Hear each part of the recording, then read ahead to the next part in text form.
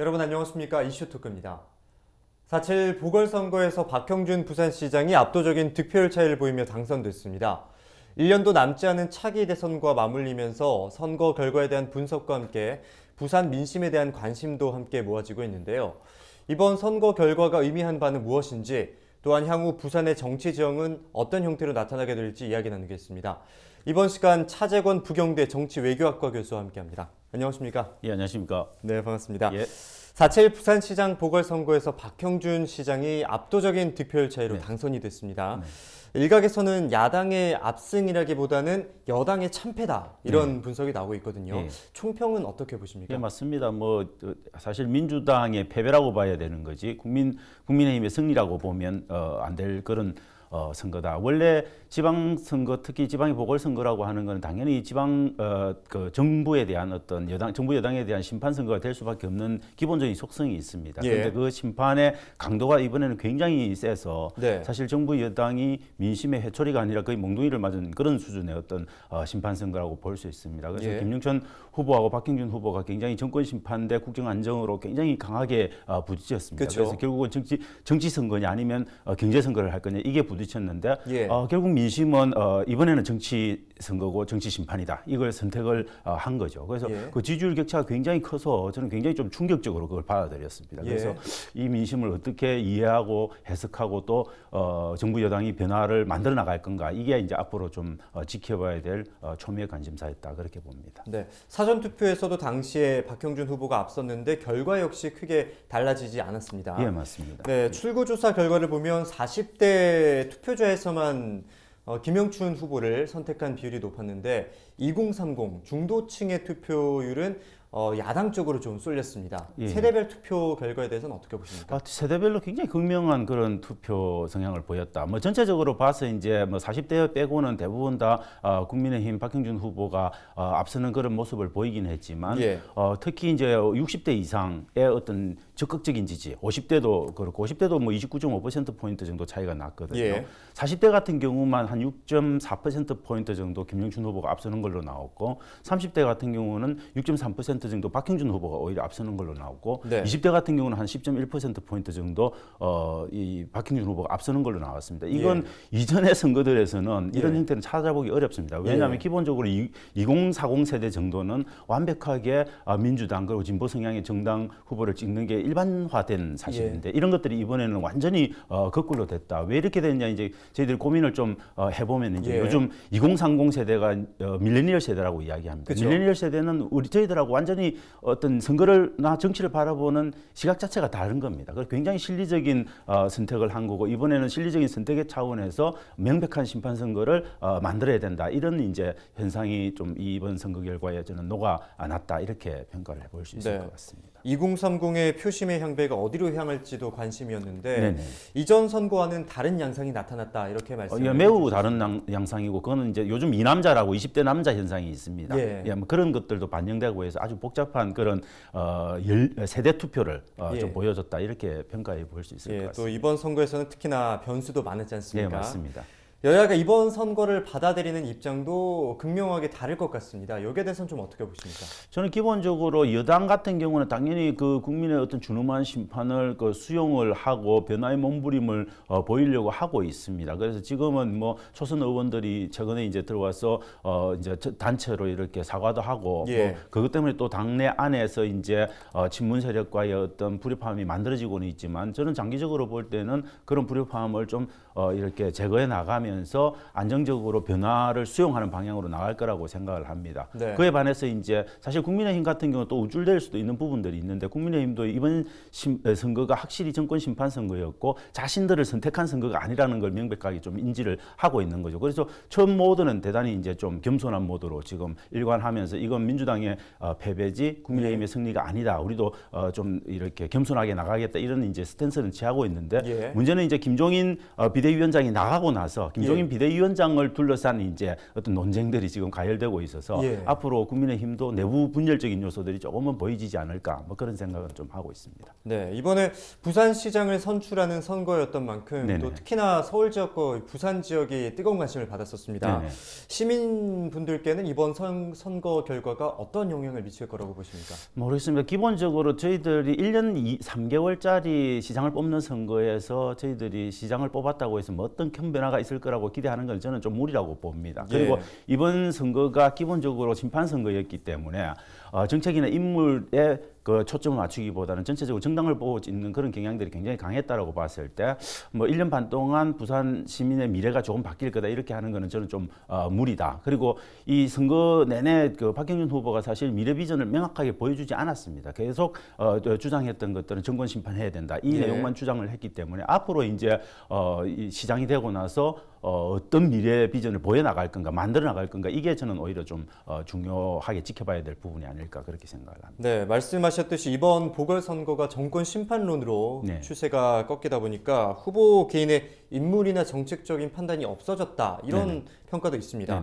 1년 정도의 임기를 수행함에 있어서 박형준 부산시장 앞에 놓여질 과제는 또 우선적으로 해결해야 할 과제는 무엇이라고 생각하십니까? 저는 우선적으로 해결해야 될 과제는 사실 이번 선거 이상한 선거입니다. 왜냐하면 박형준 후보에 대해서 쏟아진 엄청난 의혹들이 있었거든요. 그걸 뭐 네거티브로 부르든 아니면 그 후보 검증이라고 부르든 그런 의혹들이 많았습니다.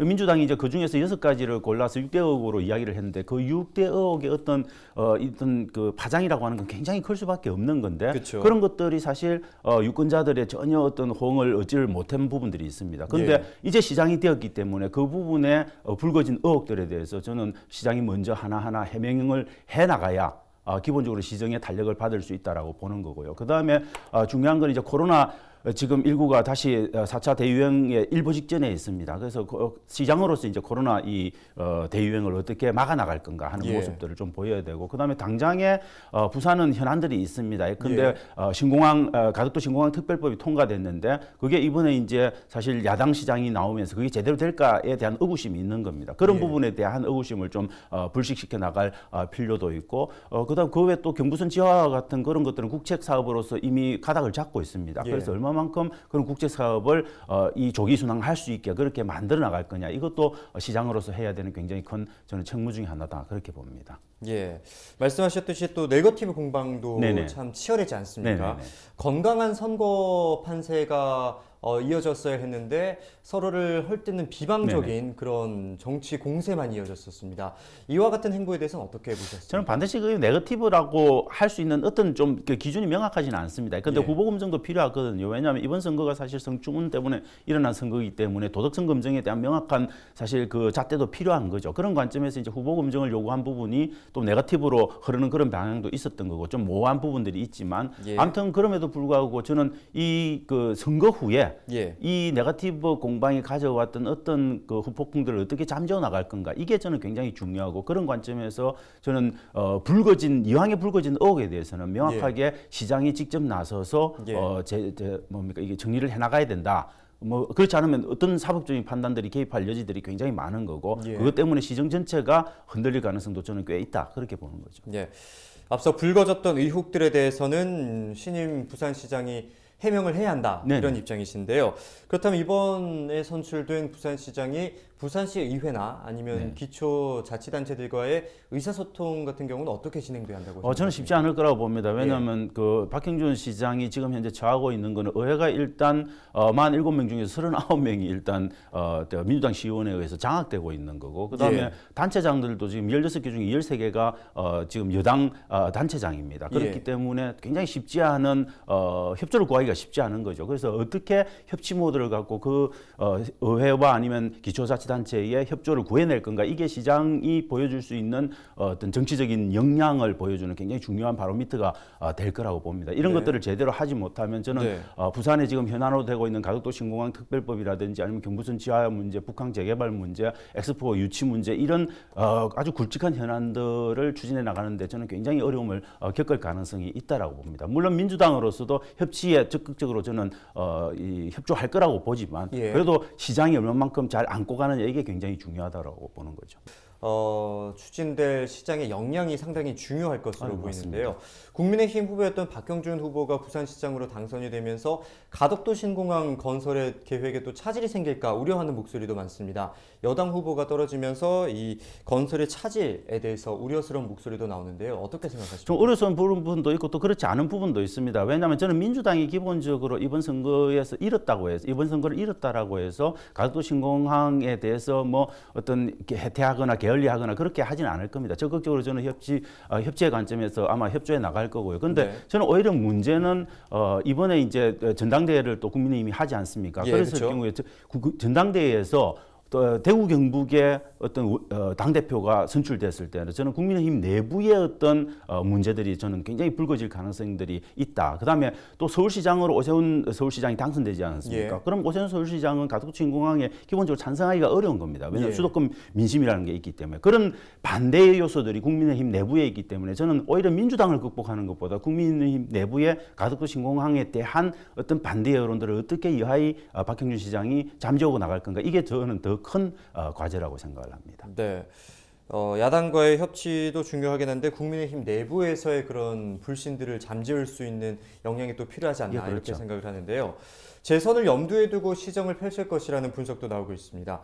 박형준 부산시장의 임기는 이제 한 1년 2개월 정도, 1년 남짓한 시간인데요. 앞으로 어떻게 진행될 것으로 보십니까? 뭐 임기가 1년 2개월이지만 사실상 여러 가지 지방선거의 상황들을 고려하면 한 10개월 정도밖에 아마 제대로 일하기 어려울 겁니다. 이 기간 안에 저는 너무 과도한 욕심을 내시면 좀 안 되고요. 저는 당연히 박형준 시장 입장에서는 협치 모드를 꺼내놓고 의회와 이제 협조하는 그런 모습들을 보여나갈 거고, 그 속에서 민주당 의회가 제대로 그걸 받지 못하면 저는 아마 그런 것들을 거꾸로 의회가 협조를 하지 않는다라고 하는 그런 프레임을 통해서 지방선거에서 다시 한번 우리가 강력한 의회를 장악해서 완벽하게 가야 된다, 뭐 이런 아마 선거 프레임으로 가져갈 가능성이 굉장히 높습니다. 그래서 저는 그런 이제 관점에서 보면 박형준 시장은 과도한 욕심을 내지 말고 기본적으로 관리 중심의 어떤 시정을 펼쳐나가되 협치를 통해서 민주당의 입지를 좀 좁혀나가는 뭐 그런 어떤 전략 아닌 전략 뭐 이런 것들을 시정에 충분히 저는 펼칠 수 있다, 뭐 그렇게 보는 거죠. 예, 앞으로 나아갈 박형준 부산시장의 행보에 대해서 말씀을 해주셨는데 이번에는 후보 시절이었던 공약에 대해서 한번 짚어보도록 하겠습니다. 1호 공약이었던 어반루프 이 관련해서는 어떻게 생각하십니까? 저는 뭐 어반루프 같은 경우는 이미 예컨대 후보 토론회 같은 과정에서 김영춘 후보에 대해서 만들어진 대단히 많은 비판 포인트들이 있습니다. 어반루프가 사실은 아직은 정말 상용화되기 어려운 기술이고 예컨대 박형준 후보가 주장하고 있듯이 2025년에 착공해서 2030년에 완공하기에는 저는 현실적으로 굉장히 어려운 기술적 난제들이 있다라고 봅니다. 그래서 어반루프를 하시긴 하시되 아마 이번에 그 용역 과제에 대한 어떤 예산들을 그 공약 안에 포함하고 있기 때문에 용역은 할 겁니다. 저는 근데 용역 정도 수준에서 거쳐야지 그걸 실질적으로 정말 치고 나가는, 그래서 뭔가를 보여주려고 하는 것들을 성급하게 꺼내놨다가는 저는 낭패당할 수 있다. 그래서 조금 적어도 자기의 1호 공약이기 때문에 대단히 애정은 가시겠지만 저는 좀 천천히 돌다리도 두드려서 건너는 그런 방식으로 어반루프 공약은 추진해 나가는 게 맞다, 그렇게 봅니다. 네, 성급하게 추진하기보다는 좀 그 사이에 보완할 점들은 좀 수정을 하고. 그리고 정말 이건 아니다 싶으면 그때는 과감하게 또 시장으로서 시정을 위해서 버릴 건 또 저는 버려야 된다고 봅니다. 네, 선거 공약에 대해서 짚어봤고요. 선거가 끝나자마자 정치권에서는 이제 대선 모드로 들어가는 모양새입니다. 대선이 이제 내년 3월 9일로 예정이 돼 있죠. 이번 선거는 약 11개월 앞으로 다가온 차기 대선의 전초전 성격을 띠지 않았습니까? 그만큼 민심의 향방이 계속해서 이어질 것인가, 여기에 대해서도 궁금하거든요. 내년 대선과 지방선거 어떻게 영향을 미칠 거라고 보십니까? 저는 이제 국민의힘이 좀 착각할 수도 있는 부분들이, 이번에 이제 민심의 해초리가 제대로 휘둘러졌기 때문에 이번 다음 지방선거와 대선이 사실은 민주당한테 굉장히 불리한 지역만 계속될 거다, 이렇게 보는 거는 저는 좀 착오일 수 있다. 왜냐하면 이번 민심은 사실 부산시장 박형준 후보의 여러 가지 의혹 같은 것들이 있음에도 불구하고 민심이 그냥 선택한 거거든요. 그런 거 불문에 붙이겠다. 그래서 우리는 그냥 심판으로 가겠다라고 하는 겁니다. 그 말은 뭐냐면 민주당한테 경고장을 날리는 겁니다. 너 제대로 해라. 그렇지 않으면 다음에도 재미없다. 이런 표시를 준 거거든요. 그 말은 뭐냐면 아직은 시민들 입장에서 유권자 입장에서 민주당에 대한 완전한 신뢰를 저는 접었다고 보기 굉장히 어렵다고 봅니다. 예. 왜냐하면 그 신뢰를 접었다는 이야기는 국민의힘에 대한 희망을 사실 발견을 해야 되는데 아직은 국민의힘에 대한 제대로 대한정당으로서 희망은 저는 제대로 유권자들이 찾고 있지 못하다. 그래서 다음 대선과 지방선거 사이에 어떤 예. 일들이 벌어지느냐에 따라서 저는 대선과 지선의 향방은 완전히 달라질 수 있다. 뭐 그렇게 봐야 되지 않을까 싶습니다. 네, 저희가 아까 초반에도 말씀드렸듯이 야당의 압승보다는 여당의 참패다 이렇게 그게 굉장히 말했던 중요한 것과 거의 포인트죠. 같은 맥락인 예, 거죠. 맞습니다. 예, 그렇기 때문에 앞으로 또 내년 대선까지는 상당히 기간이 많이 남았기 네. 때문에 또 반등할 수 있는 기회는 여전히 남아 있다 네, 이렇게 네, 보시는 맞습니다. 거죠. 예, 예. 네, 그렇다면 3년 전에 지방선거에서 처음으로 진보 집권 시대를 맞았던 부산이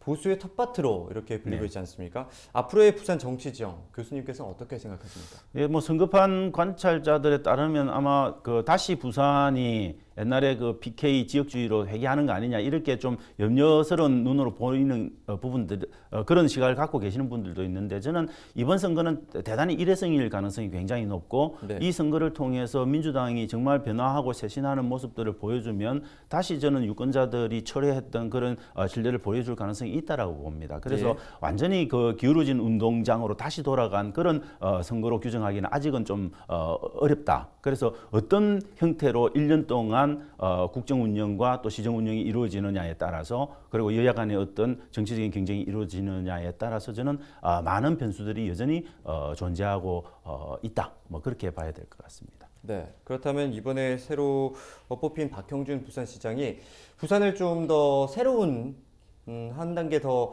앞서가는 부산으로 좀 탈바꿈하기 위해서는 어떻게 부산시장을 이끌어가야 한다고 생각하십니까? 예, 저는 뭐 서울시장 오세훈 서울시장 같은 경우는 지금 굉장히 공격적으로 사실은 시정 운영을 하기 위한 초석들을 만들어내고 있는 분위기입니다. 그런데 저는 박형준 부산시장은 좀 그 오세훈 시장하고는 조금 다른 길로 준비하는 게 낫지 않을까. 왜냐하면 기본적으로 1년 2개월 그리고 뭐 아주 실질적으로 일할 수 있는 건 한 10개월밖에 되지 않고 대단히 불리한 여건 하에서 시정을 해야 되는 부분이 있다면 예. 저는 지나치게 과도한 의욕을 내세워서 뭔가를 해보겠다는 의욕을 보이기보다는 이건 민선 7기의 연장이라고 봐야 되는 거예요. 민선 7기에서 못다 이룬 것들을 야당 시장의 입장에서 조금 관리하고 그다음에 민선 8기에 뭘 해야 될지의 어떤 초석을 다지는 그런 네. 종류의 저는 시정 운영을 해나간다면 그래도 다음 지방선거를 통해서 부산은 또 새로운 도약의 발판을 다질 수 있지 않을까 그렇게 생각을 합니다. 네, 그리고 또 박형준 신임 부산시장은 탈원전 정책에 대해서는 네네. 좀 반대 입장을 표명하기도 네네. 했습니다.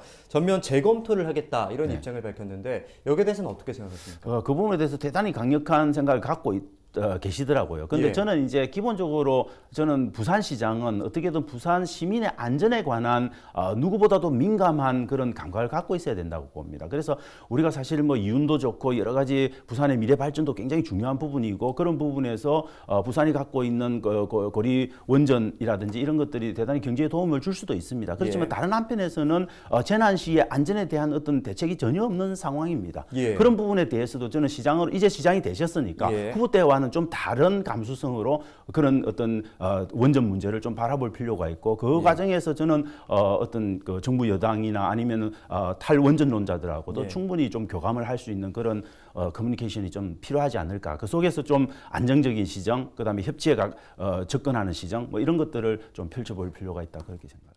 네, 말씀하셨듯이 후보 때와는 좀 차별화된 시각으로 부산 민심을 잘 살펴봐야 한다 이렇게 말씀을 해주셨는데요. 선거 결과와 과정도 중요하긴 하지만 앞으로 또 그 이후의 정치 행보도 상당히 중요하지 않겠습니까? 앞으로 또 부산시장을 어떻게 잘 이끌어 나갈지 지켜보도록 하고요. 오늘 도움 말씀은 여기까지 듣도록 하겠습니다. 함께해 주셔서 감사합니다. 예, 감사합니다.